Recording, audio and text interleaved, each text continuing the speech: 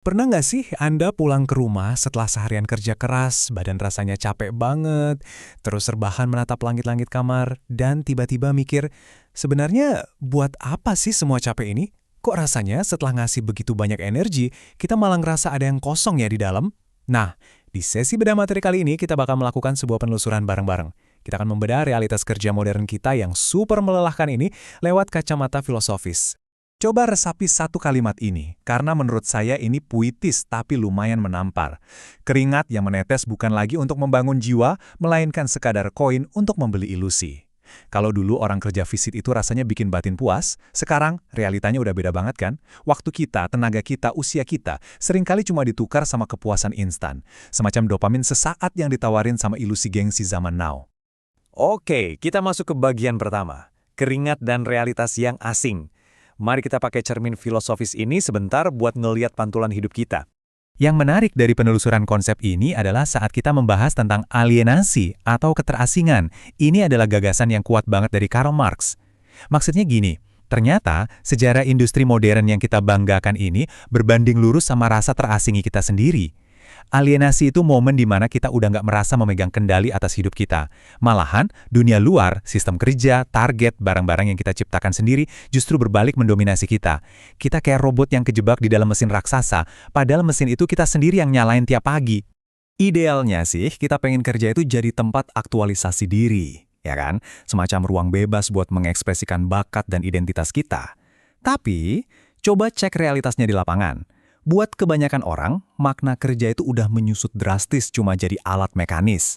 Rutinitas berulang yang nguas tenaga, semata-mata biar bisa survive besok harinya. Tanpa kita sadari, prinsip bekerja untuk hidup itu pelan-pelan bergeser. Jadi hidup ya cuma buat bekerja. Hal ini bawa kita ke bagian kedua, berhala modern bernama benda. Gimana kita akhirnya menyembah ciptaan kita sendiri. Kita tuh sering ngerasa nyembah berhala itu cuma kelakuan orang zaman purba kan? Tapi sebenarnya prakteknya masih ada loh sampai sekarang, cuma ganti bentuk aja. Konsep penyembahan berhala modern ini intinya adalah mentransfer kekuatan hidup kita ke dalam benda mati. Keren, tapi agak horor kalau dipikir-pikir. Sama kayak orang zaman dulu yang mahat batu terus sujud ke batu itu, manusia modern sekarang meras keringat, ngasih seluruh energinya ke kerjaan, terus takluk sama hasil akhirnya. Bukannya merasa berkuasa sebagai pencipta, kita malah nyerahin sisa hidup kita buat dibekukan ke dalam benda-benda yang akhirnya kita dewakan.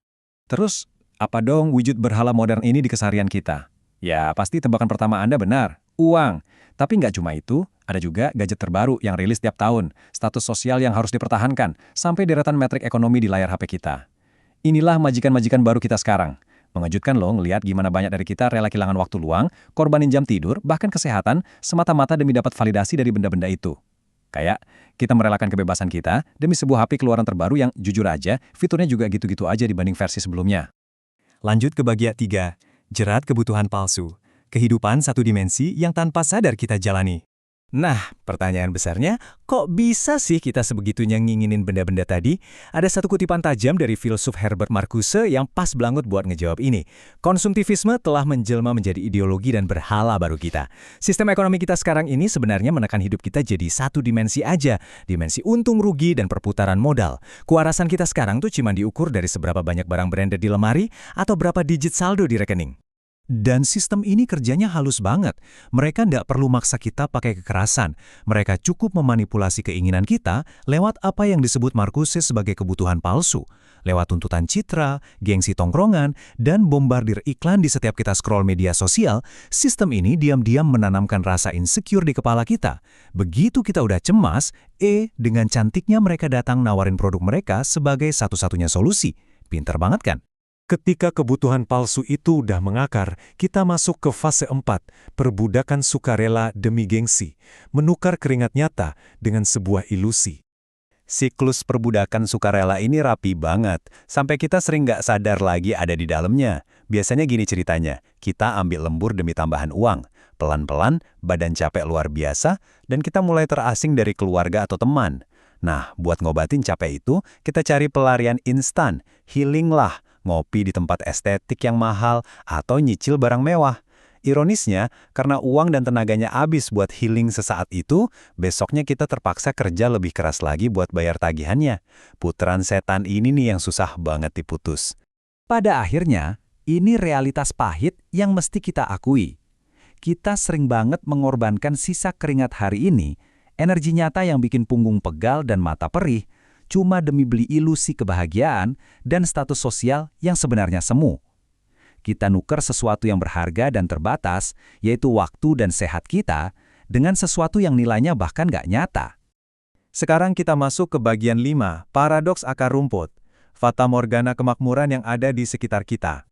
Coba deh, Anda perhatiin fenomena di sekitar kita sekarang. Ada satu kontradiksi yang lumayan gila. Di satu sisi, berita soal PHK dan ketidakpastian ekonomi itu di mana-mana. Bikin was-was. Tapi, di saat yang bersamaan, konsumsi kita malah melonjak nggak masuk akal.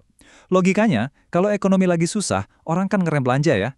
Tapi kok kedai kopi artisan, baju thrifting mahal, dan gaya hidup hedon malah makin laku keras. Bahkan di kalangan menengah ke bawah. Usut punya usut, jawabannya ada di biaya gengsi digital. Tekanan buat kelihatan mapan di medsos itu bikin cemas parah. Nilai seseorang sekarang kayak dinilai dari apa yang dia posting. Demi memenuhi tuntutan layar ini, banyak orang yang akhirnya terjerumus ke jurang pinjol alias pinjaman online berbunga mencekik. Gaya hidup jadi serba impulsif, apa-apa pay later, dan lebih mentingin beli barang tren sesaat daripada nabung buat stabilitas keuangan masa depan. Dan ini dia kesimpulan dari penelusuran kita yang bikin merinding. Kita ini secara harfiah lagi menukarkan energi fisik kita yang terbatas dengan fata morgana kemakmuran. Di layar HP, hidup kita mungkin kelihatan sempurna, mapan, dan trendy.